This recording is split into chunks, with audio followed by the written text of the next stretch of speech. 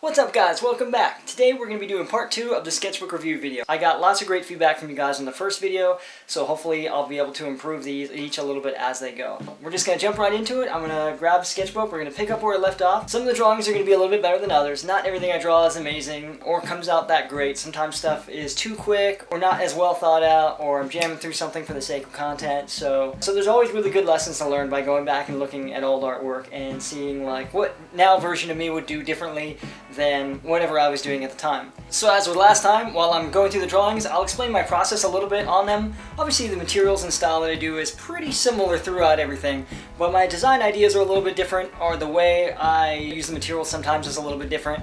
So I'll explain a little bit of my thought process on each piece a little bit as well. Alright, so where were we? Actually, I went backwards a little bit. One of the first things I have here is this particular Apache. I did this rendering as a demo. I believe it was Instagram or Facebook. And this particular rendering was a demo specifically on just marker. There might be a little bit of paint, a little bit of color pencil, but oftentimes when I do the blends, I really just want to do them with, well, I don't really just want to do them with anything. I want to use a bunch of materials that I like together. So I won't normally blend everything with markers, obviously, in a roundabout way of saying. But, so this was a cool exercise because a lot of people ask about this more than anything. How do you blend markers? And I would not consider this a good example of blending, but a black vehicle or a dark colored vehicle really needs to have some of these harsh lines mixed with some of the soft blends in order to kind of give you a convincing shine. Sometimes the demos work, sometimes they don't. I tend to get more carried away than I need to, but it's the name of the game. It's all part of the fun, man. So what I have next here is a Ferrari Lusso, and I love vintage Ferraris.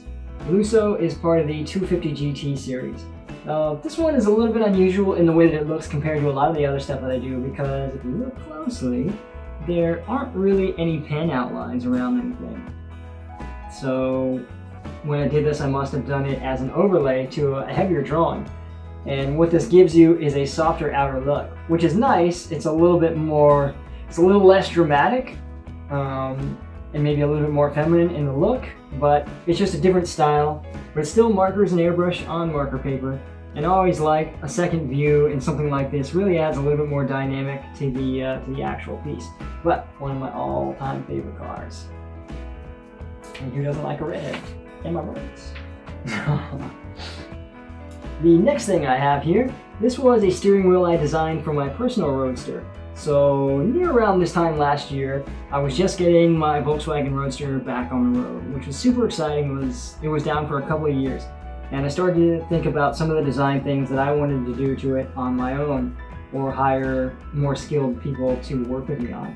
And one of the first things I thought about was the steering wheel design that's very much inspired by styles of the car previous, like an early 250. I love the 3-spoke design, but it's not perfectly symmetrical. The spokes are divvied up in such a specific way, and kind of a Volkswagen logo, but on a yellow button horn, as a Ferrari would be. And then the layering of the wood pieces is specific to a design that I like anyways, where you have the exposed hardware on the outside. But this is also a really interesting way to look at an example of wood grain rendering. This is essentially marker with a little bit of airbrush and then color pencil for detail. I like color pencil for detail because it will ultimately be a little bit grainy. Let's say in the case of something like wood or raw materials, a little bit of that grain is actually what sells the look. So next, oh, here we go. So this is an example of one that maybe I should have spent more time doing the initial sketch on before I went render. It is a light color, so it's not like I had to spend a ton of time rendering this, but it's kind of a vintage Corvette mixed with some contemporary ideas. It's actually the hood stripe and the detail of the valve cover look inside the hood, and the stripe, the European style headlights, the wheel style. There's a bunch of decent ideas in here. Late model mirror, but it's not great. So this is a great one to have to kind of like remind yourself sometimes, you know, they're not all going to be winners. Sometimes you do need to see an idea to see where it's going. And this one just isn't super strong. some cool ideas that maybe I can use on something later, but I really probably should have taken a little bit more time on the initial drawing to really think about some of these ideas before I just jumped in, but it wasn't for a customer or a builder, just kind of my own curiosity. So, moving along. Look, another Ferrari.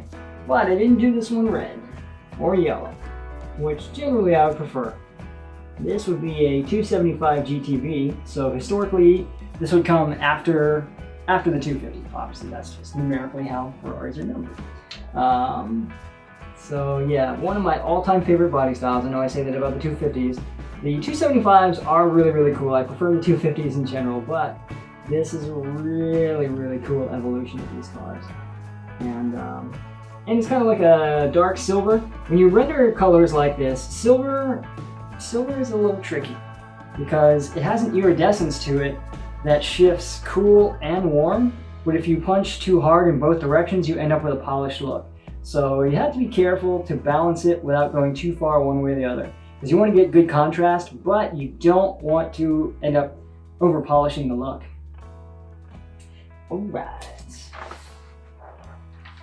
There are a million drawings in here in this one folder. I've flipped through a little bit just to kind of give myself a little bit of heads up of what I might be in for, so I can have a little bit more to say about each piece. And I didn't even make it all the way to the back just to see. I was like, you know what, I'll figure it out when I get there. So here we have a classic Alpha. In the first video, I had a couple of these as well, and by these I mean renderings on Vellum. So Vellum is a two-sided material. It's basically like a heavyweight tracing paper. You can see my hand straight through there. And then the major advantage to rendering on these is you can draw and render on both sides. So for example, you can see the pen drawing and some of the gray tones on the back side, but on the front side here is all the hand-painted details of the highlights. So it's a really fantastic material to work with. I especially like it for some faster stuff, but it doesn't have a good shelf life. So I rarely do finals in this format. It doesn't seem like something special I can hand a customer and be like, here's this wobbly piece of tissue paper. Thank you for paying me to do this. So I don't often use these as finals. They're really great for quick concepts. All right, what is next? Nice. I don't do a lot of Pontiacs, but I love GTOs. This was a super quick, fun one. I'm sure I did just for content the day that I did it. It looks entirely marker. I don't think there's any airbrushing on this one. So it's really a gunmetal gray, but it does have a very dark gray graphic outlined in an orange stripe. I think the highlight of the graphic style is that it's really a nose stripe. It's the entire nose, but that graphic carries all the way down to the side. And probably at this point I'd probably go a different way with the wheel detail, but I like the composition and I like the style. The proportions are okay. I should have sloped the roof a little bit lower, then down a little bit more. I might have mentioned the intro, or maybe I didn't, but sometimes when I'm doing content pieces, I'm on a really limited amount of time, so 2 or 3 hours to do something start to finish. That ends up coming with detail compromises. You always want to put your best foot forward, but you don't always have time. In the concept world, time is like always against you, but you know, you persevere. I see a cool one coming. Here, obviously, is a Ford Mustang, but it's very conceptual, the way that I redesigned pieces and parts of it. This is another example of a drawing that really doesn't have a really heavy pen outline. Some of them do, and some of them don't. This one definitely doesn't. This one is entirely marker with some paint details, but a great example of one where I let the marker do all the work. And some of the papers allow for that better than others. Not all papers are the same.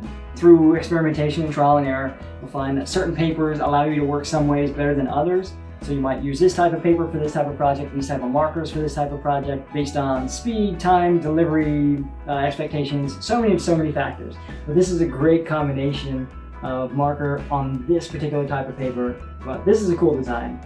Another really cool composition, 2 views, 1 primary, 1 secondary, just kind of round out the composition. I used almost a full sheet on this one. I like to use as much paper as I can. I prefer to work on these larger sheets. An actual sheet like this would be 19 by 24. And of course, we have sort of a turbo look, air-cooled portion. when I was sketching this and rendering it, what I was sort of thinking about was not really doing a whole lot of updates, just a few things that I would change if I was doing something like this. The front details, just adding a little bit of satin black against the gloss red. I think these cars look really good already. Just the right stance and wheels, like anything else, just really sets them off. That's all for now. Thank you guys so much for watching this video. If you like part 2, please let me know. And I'll get to work on part 3, and we'll just kind of keep this series building. I do plan on doing other stuff as part of vlogs, but the stuff that I filmed today just didn't pan out, so I wanted to make sure I got something together, and it made sense to jump right back into this. So please like and subscribe, and let me know what you guys think. And if you have any feedback, definitely let me know. Thanks, guys.